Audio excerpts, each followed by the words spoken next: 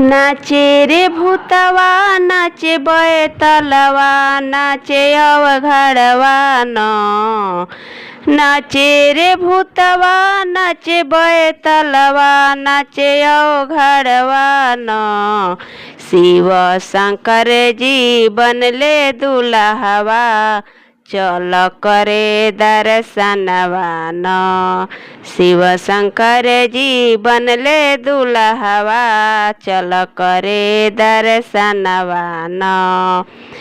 बसहा बैलवा पर पीछे से बैठल संग में उनकर जोगिनिया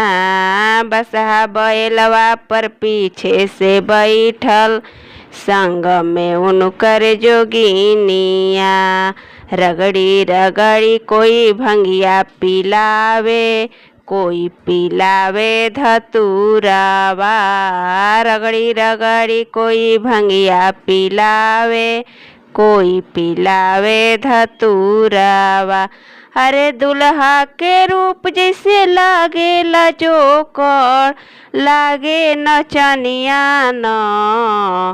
अरे दुल्हा के रूप जैसे लागेला जोकर लागे नचनिया न शिव शंकर जी बनले दुल्हवा चल करे दर्शनवा न शिव शंकर जी बनले दुल्हवा चल करे दर्शनवा न नाचे रे भूतवा नाचे बैतलवा नाचे डोइनिया न शिव शंकर जी बनले दुल्हवा चल करे दर्शनवा न बसहा बैलवा पर पीछे से बैठल संग में उनकर जोगिनिया लीलरा पर चंदा बजटवा में गंगा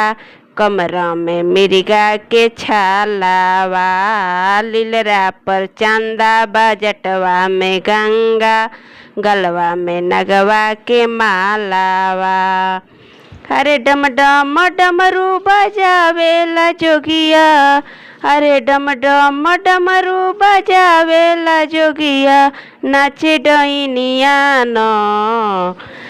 नाचे डोइनिया न शिव शंकर जी बनले दुल्हवा चल करे दर्शनवा न शिव शंकर जी बनले दुल्हवा